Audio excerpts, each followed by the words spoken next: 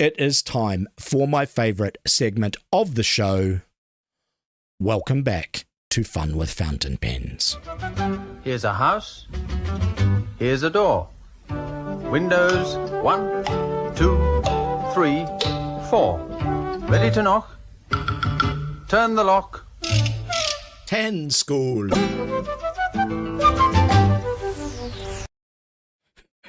Okay, guys, I have a fantastic pen for you today.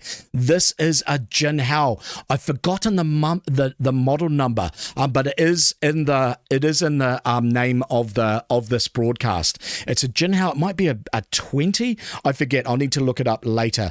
But it is absolutely fantastic. This cost me $10 on AliExpress, and why it really impressed me is that unlike being a molded plastic, this pen is actually an acrylic. What attracted me to it was this lovely green finish on it, which you might be able to tell from while I've got it under the camera is actually slightly translucent. Guys, can you kind of see the nib a little bit there in the cap?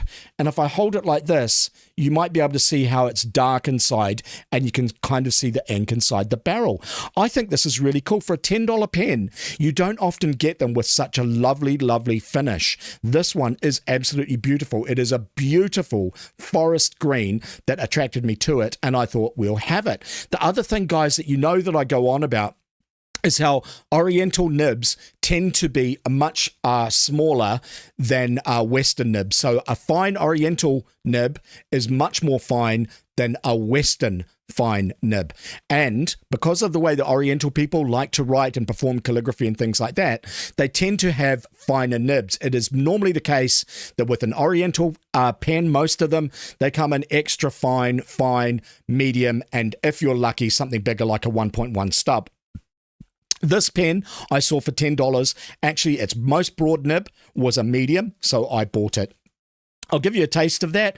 It is, I would not call this a medium. It is about the same as a Western fine,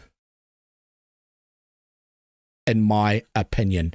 The other thing I'll say about this nib, this is a Jinhao nib. Jinhao make really good nibs, right?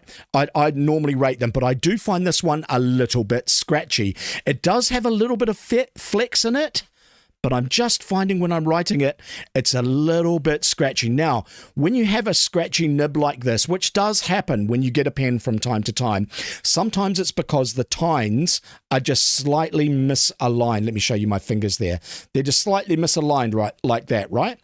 And you can often using very, very fine tweezers, manipulate them back into place. With this one, I think what it is it's just a little bit of roughness around the solder, which is iridium on the tip. Now, how the best way when that happens to fix a pen, which is just a little bit scratchy, just a little bit rough, is to get a very, very fine piece of emery paper, wet it, and perform figure eights. You can even actually do it with a piece of paper and with just some water. And what you do is you just write lots and lots of figure eights, and after a while, it just kind of smooths it down a little bit, all right? So this pen, it doesn't really need surgery. Like, I'm not going to bring out a tool and try to realign the two twines. I think to get this pen working absolutely nice and smooth, just performing a few figure eights would fix it. With that said, it is finer than I like. I'm someone who likes a broad nib. I like to lay down a whole bunch of ink, and this is a little bit too fine for my hand. All right, the other thing about this pen, it is quite small. It would suit a lady's hand, and it is a cartridge converter filler. What is cool is, unlike most cartridge converter pens, because it is slightly translucent, you can actually see the ink level inside the pen. That may not be apparent on camera, but it is the case. All right, love this. Absolutely blown away that you can get an acrylic pen for about $10 off AliExpress. I'll check the number during the interlude, but it is Jinhao. The other thing I'll say about this nib is that this is probably unique to this pen. If you buy one of these pens, chances are the nib will be absolutely perfect out of the box. It's just sometimes the case with a new pen, you get a nib that needs a little bit of work. It just happens sometimes, and it's not altogether unusual. All right, onto the ink. This is really, really special. I saw this on sale a few years ago. It's a Montblanc specialty ink. With their specialty inks, they only make them once. They're only available for sale for a year, and you buy them as sort of like a collector's edition, and sometimes they really, really increase in value. I bought this, even though it's an ink I thought that I would never like. It's an homage to Victoria and Albert, Queen Victoria and Prince Albert, all right? And the colour of it is this wonderful sort of a mint. It is a very, very feminine colour, right? And I thought, no, I would never use that. It's just too feminine for me. It's inspired by the fashion and the colours of Victorian times, rather than being something that's specific to Victoria and Albert themselves.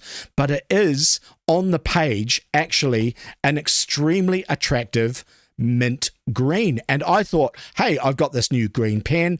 I will bust out this bottle, which instantly decreases its value. But I thought, hey, why not do it and try out this green ink? It is actually lovely. That's another thing. Maybe this pen is a little bit scratchy because the ink is actually quite a dry ink. It may not be the nib. No, I'm pretty sure it's the nib, but perhaps the ink isn't helping so much. An ink with a wetter flow, it wouldn't be, the scratchiness would be a little bit less apparent. The colour of this ink is, I think, very, very feminine. I would not use this myself. I certainly would not use this in a business context. It would be absolutely beautiful if you're writing greeting cards, if you're writing Christmas cards and so on. This would be a lovely ink because it is strikingly mint. You don't see many inks of this colour.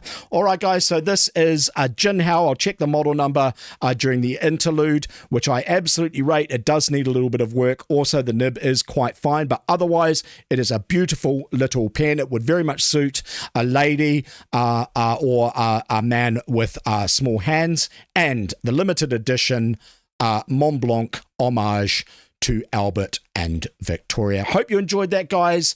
This has been another episode of Fun with Fountain Pens. I've got a few more articles to go. Got about 40 minutes left in the episode. You are watching SimonTV.